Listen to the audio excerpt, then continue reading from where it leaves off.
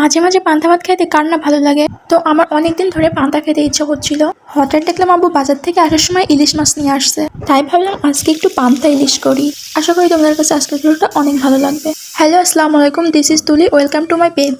তো পান্তা ইলিশ বানানোর জন্য তো ইলিশ মাছ লাগবে। তো এখানে আম্মু ইলিশ মাছ কেটে দিয়েছিল পিস পিস করে, আর আমি এখানে লবণ হলুদ দিয়ে মাখিয়ে নিচ্ছিলাম। যেহেতু পান্তা ভাত, তাই পান্তা ভাতের সাথে একটু আলু ভর্তা না হলে কি হয়। তো এখানে আমি আলু ভর্তার জন্য আলু, পেঁয়াজ, মরিচ কেটে নিচ্ছিলাম। এখানে তো পেঁয়াজ কাটার সময় আমি যুদ্ধ করছিলাম, কারণ চোখ দিয়ে এত পানি পড়ছিল। তারপর অনেক সুন্দর করে কুচি কুচি করে কেটে নিচ্ছিলাম সবকিছু। তো মাছ ভাজার জন্য এখানে আমি মাছটা মেরিনেট করে রাখছিলাম। এবারে একটা ফ্রাই প্যানে তেল গরম করতে দিব। তেলটা গরম হয়ে আসলে আমি মাছগুলোর ভিতরে দিয়ে দিব। আর এখানে মাছ দেওয়ার সাথে সাথে তেল ছটকাছিল, কারণ মাছের পেটে ডিম ছিল, ওইগুলো আর কি ফুটতেছিল। আমি তো মাছ এক পিস করে দিচ্ছিলাম আর ক্যামেরা থেকে দূরে সরে যাচ্ছিলাম, কারণ আমার হাতে তেলের ছিটা পড়লে অনেক দাগ হয়ে যায়। আম্মুরা আমাদের জন্য কত কষ্ট করে রান্না করে, তাই না? তো যাই হোক, আমার এখানে ইলিশ মাছগুলো ভাজা হয়ে গেছিলো। আমি সাথে কিছু পেঁয়াজ কুচি দিয়েছিলাম, কারণ ইলিশ মাছের সাথে এই পেঁয়াজ কুচিটা খেতে আমার খুবই ভালো লাগে।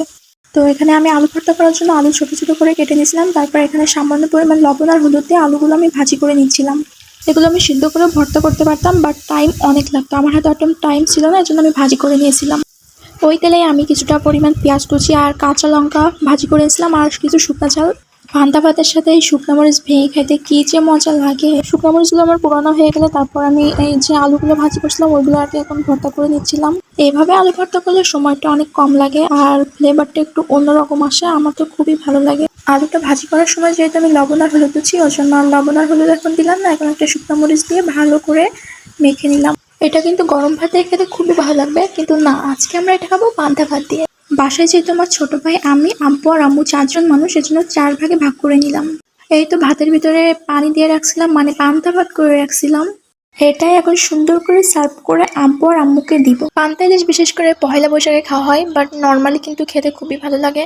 আর পান্তা ভাত দিয়ে ইলিশ মাছ ভেঙে তারপর শুকনো মরিচ দিয়ে খেতে খুবই ভালো লাগে, একটা ঝাল ঝাল ভাইব আসে।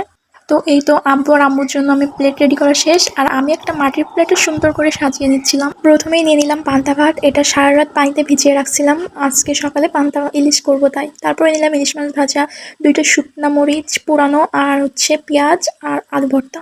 তো এইটা একদম রেডি আমার পান্তা ইলিশের প্লেট। দেন পান্তা ভাতের সাথে আমি একটা শুকনো মরিচ ভেঙে নিয়েছিলাম, সাথে ইলিশ মাছের সাথে যে পেঁয়াজটা ভাজছিলাম ওইটা নিয়েছিলাম, তারপর ইলিশ মাছ নিয়েছিলাম। এই এক একটা মুখে দিচ্ছিলাম, আর যে কি শান্তি লাগছিল, এত সুস্বাদু হয়েছিল। তারপর আমি একটু আলু ভর্তা নিয়েও মেখে খাচ্ছিলাম। তোমরা কারা এই পান্তা ইলিশটা খেতে পছন্দ করো অবশ্যই আমাকে কমেন্ট করে জানাবা। তো আজকের ভিডিও এই পর্যন্ত, দেখা হবে নেক্সট ভিডিওয়।